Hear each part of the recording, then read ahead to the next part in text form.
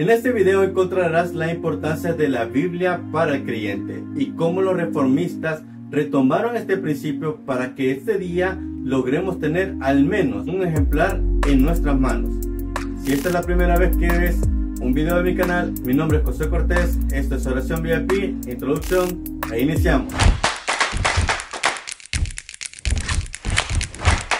Iniciemos entonces diciendo que la Iglesia Católica sostenía el principio de doble autoridad para los creyentes. Es decir, por una parte ellos no negaban la autoridad de la Biblia para los aspectos relacionados a la fe y su practicidad. Sin embargo, ellos agregaban la tradición eclesiástica al mismo nivel de importancia. Por lo anterior, los dogmas de la Iglesia Católica no estaban únicamente basados en la Biblia, sino a su vez estaban basados en concilios históricos, escritos eclesiásticos y bulas papales, dado que consideraban al Papa como infalible. Por ende, sus escritos también tenían el mismo nivel de autoridad. Lo anterior promovió creencias y acciones que contradecían la Biblia misma. Ante ello surgió esta sola escritura. Sola escritura consiste en que la palabra de Dios es la máxima autoridad en materia de fe y práctica. Por lo tanto, nada que contradiga la revelación de Dios puede regular la vida del creyente. Lo que nos lleva a decir dos grandes verdades. Número 1. Las tradiciones e interpretaciones de la Iglesia deben estar sujetas a las Escrituras. Número 2. La Biblia puede y debe ser interpretada por sí misma, siendo una área de la Escritura útil para interpretar a otras. Esto demuestra la unidad de la Escritura como un todo. En 2 Timoteo 3:16 lo encontraremos. Eso te lo explicaré más adelante. Como dato curioso, ¿sabías tú que la sola Escritura es también conocida como el principio formal de la Reforma? Y esto se debe que esta fue la fuente y la norma de la causa o principio de la Reforma protestante. Ahora llegamos al punto de la pregunta: ¿quiénes utilizaron la expresión solo Escritura?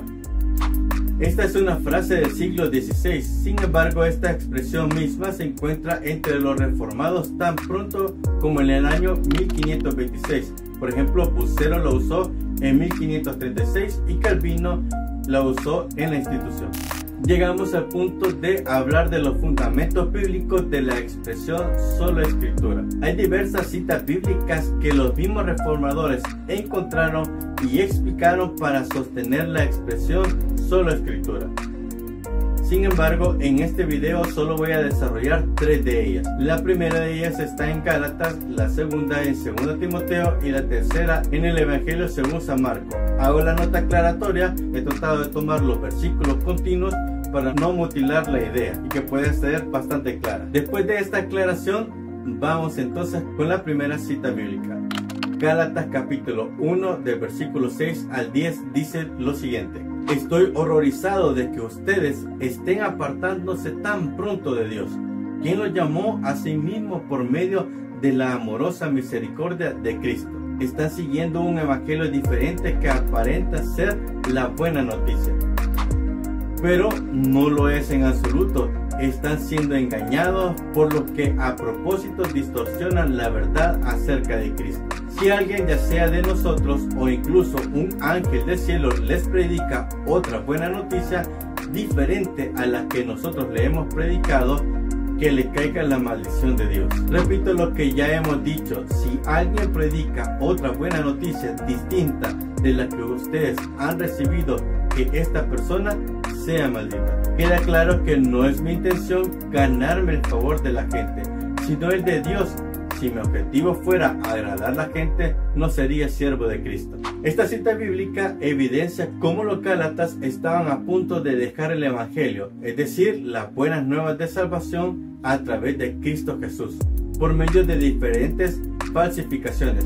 Te quiero mencionar solamente 3 de ellas, hay varias, pero solamente te voy a mencionar 3. El primero era el evangelio de obras, eso lo veremos en un próximo video. El universalismo, doctrina según la cual Dios al final de los tiempos reconciliará a todos los seres humanos consigo mismo, independientemente de las obras y méritos e intenciones de cada uno. Y la tercera era la doctrina aniquilación, que sustenta que todas las almas están sujetas a la extinción después de la muerte física. Ante esto, Pablo exhorta a los Gálatas en dos aspectos. El primero de ellos, lo más importante, no es el mensajero, sino el mensaje. Los maestros falsos pueden tener una máscara de piedad, pero su mensaje es totalmente venenoso. No hay otro evangelio fuera de Cristo, ni hay una revelación celestial alguna para ser salvos. Continuemos entonces con la segunda cita bíblica que te traigo. 2 Timoteo capítulo 3 del versículo 14 al 17 dice lo siguiente: pero tú debes permanecer fiel a las cosas que te he enseñado. Sabes que son verdad, porque sabes que puedes confiar en quienes te la han enseñado. Desde la niñez se te han enseñado las sagradas escrituras, las cuales te han dado la sabiduría para recibir la salvación que viene por confiar en Cristo Jesús. Toda la escritura es inspirada por Dios y es útil para enseñarnos lo que es verdad y para hacernos ver lo que está mal en nuestra vida. Nos corrige cuando estamos equivocados y nos enseña a hacer lo correcto. Dios la usa para preparar y capacitar a su pueblo para que haga toda buena obra. Pablo sabía de antemano que al no estar cerca de Timoteo como maestro y como compañero, le anima a encontrar orientación y dirección en las Sagradas Escrituras. Realmente las Escrituras fueron más que suficientes para guiar al hombre en la experiencia de salvación a Dios, al igual que ese gran y único valor para la educación y capacitación para toda buena obra.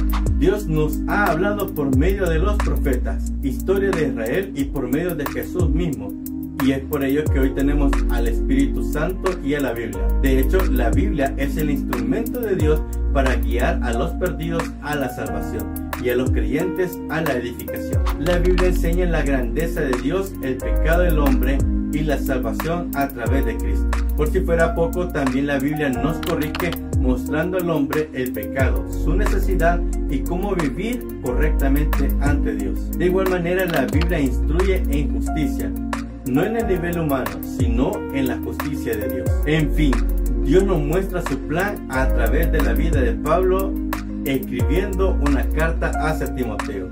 Llegamos entonces a la tercera cita bíblica que tenía preparado para este video. Marcos capítulo 7 versículo 3. Y entonces anulan la palabra de Dios para transmitir su propia tradición. Y esto es solo un ejemplo entre muchos otros. Los fariseos y escribas con su tradición invalidaban la palabra de Dios.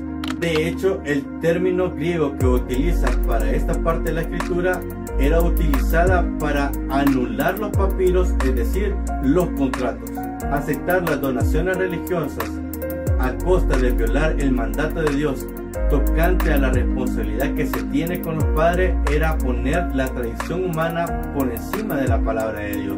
Entonces, cada una de estas citas bíblicas mencionadas anteriormente fueron acertadas para cada uno de sus contextos, al igual que el contexto de la Reforma. Y no tengo duda que se aplica en la actualidad. Hoy es tu turno. Cuéntame, ¿en la iglesia que te congregas tienen como máxima autoridad de fe y practicidad de la vida cristiana a la Biblia? ¿Qué otras citas bíblicas conoces que hablan acerca de este tema? Dígamelo en los comentarios, con gusto lo leeré. Te felicito por llegar hasta el final de este interesante episodio que estamos desarrollando cada una de las olas de la Reforma Protestante. Recuerda que puedes suscribirte, que también puedes activar la campanita de notificaciones para que no te pierdas ninguno de los próximos videos. Espero que todo esto sea de bendición para tu vida y recuerda, estamos llamados a ser sal y luz. Bendiciones.